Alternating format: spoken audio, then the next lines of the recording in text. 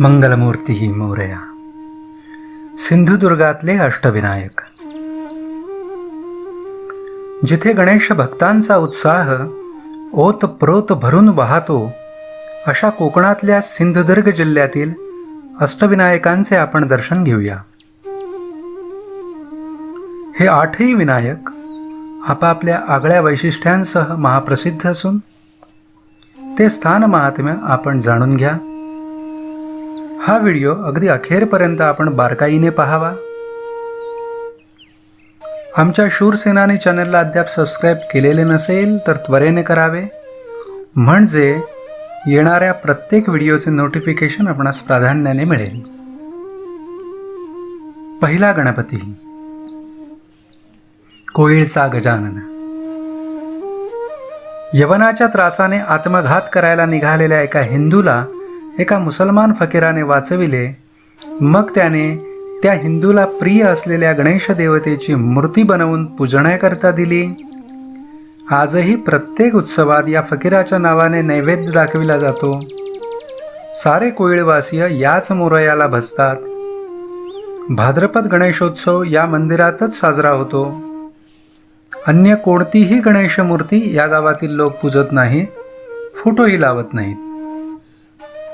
या गजाननाचे रक्षक एक नागराज असल्याची भावना ग्रामस्थ व्यक्त करतात.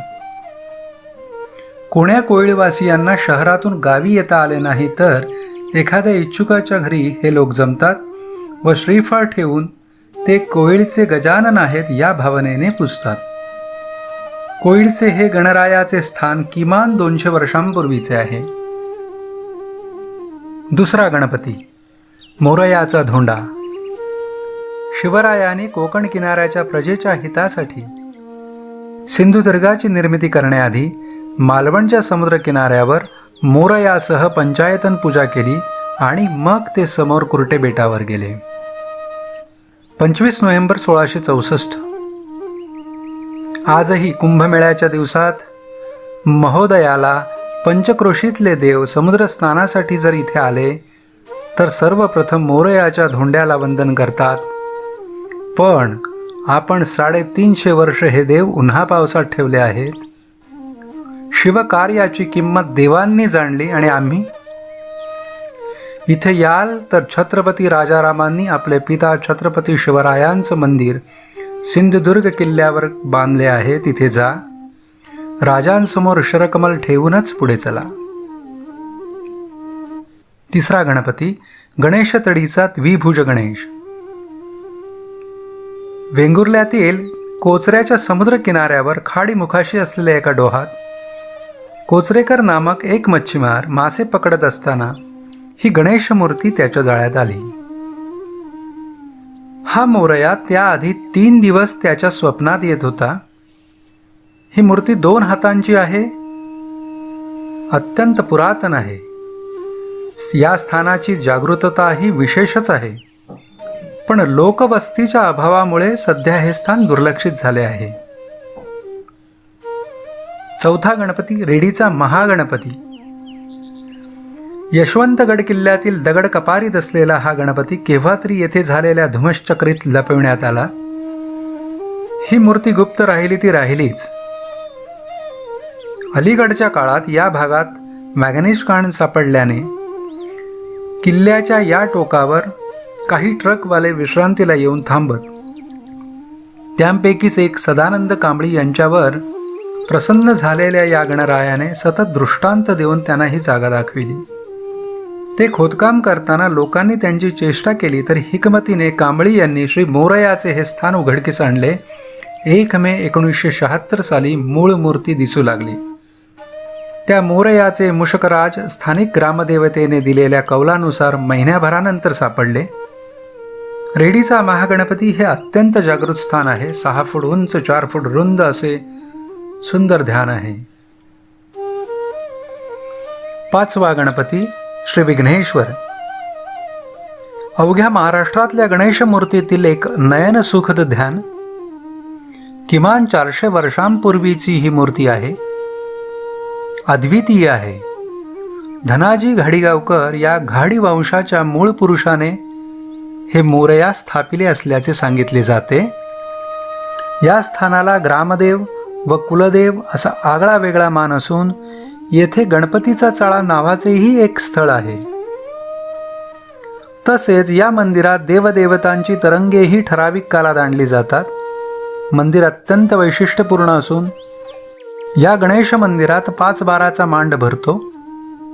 पंकुळीच्या फुलांचा प्रसाद देवमूर्तीला लावण्याची प्रथा आहे. कोकणवासियांनी या स्थानाचे महात्म्य वेळीच जाणून आवर्जून दर्शन घ्यावे. या स्थानासंबंधाने काहीतरी रहस्य दडलेली आहेत. जवळच्याच परिसरात साहित्यकार वि. स. खांडेकरांची हजारो एकर जमीन दुर्लक्षित पडली असून त्यांचे शिवमंदिर ध्वस्त झाले आहे. तिथे एक सुरेख शिवपिंडी उघड्यावर आहे. 6वा गणपती सावंतवाडी शहरातील हे देवदैवज्ञ गणेश. सन 1765 साली श्री नारोबा स्वामी तथा नारायण स्वामी मसूरकर या दैवज्ञ ब्राह्मण साधूंनी ही मूर्ती स्थापिली.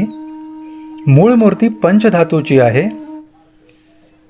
कृष्णपाषाणातील मूर्ती मागाहून स्थापन झाली. 29 जानेवारी 1990ला या नव्या मूर्तीची प्रतिष्ठापना झाली. या नारायण स्वामींची कृपा सावंतवाडीकर खेम सावंतांवर होती. त्यांचा वंशही या स्वामींच्या कृपेनेच वाढला.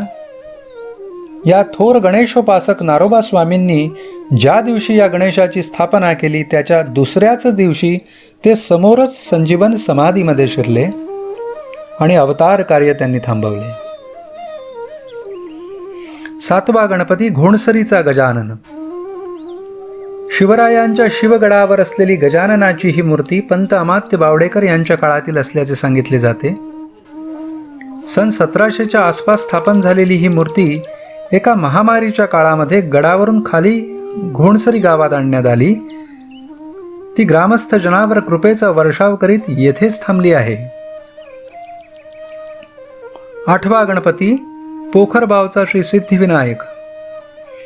बामणकाटा नावाने पूर्वी ओळखल्या जात असलेल्या या स्थळी पूर्वी लोकवस्ती होती असे म्हणतात. पुरातन पोखरबाव तर इथे आहेच, प्राचीन गणेशही आहेत. हे एक जागृत स्थान असून लोकांना विविध प्रत्यय आल्याने ते पुनःप्रकाशात आले. येथले राखणदार एक नागराज आहेत. 23 सप्टेंबर 1997ला सकाळी 12 वाजता मी या मंदिरात प्रथम गेलो. या मोरयाच्या मागे 42 पायऱ्या असून खाली फार गारवा आहे. तेथील झाडातून एक सर्पराज समोरच खाली पडले. माझ्या अपेक्षेप्रमाणेच ते दर्शन झाले. त्या नागराजांचे मी छायाचित्रही घेतले. पोखरबावचा हा गणपती पंचक्रोशीत महाप्रसिद्ध असून वेळोवेळी अनेकांनी याचे अनुभव घेतले आहे. भक्तजन हो, या अष्टविनायकांप्रमाणे आणखी वैशिष्ट्यपूर्ण 11 स्थाने सिंधुदुर्गात आहेत. त्याचे दर्शन आपण पुढे घेणारच आहोत. तूर्त हा व्हिडिओ पाहणाऱ्या भक्तांनी याविषयीचे आपले मत व्यक्त करावे. परिचित गणेश भक्तांना या अष्टविकारांचे दमन करणाऱ्या अष्टसद्गुणरूपी विनायकांचे दर्शन घडवावे. शूर सेनानी चॅनल अद्याप सबस्क्राईब केले नसेल तर आवर्जून करावे. श्री स्वामी समर्थ. जय जय गणराज समर्थ.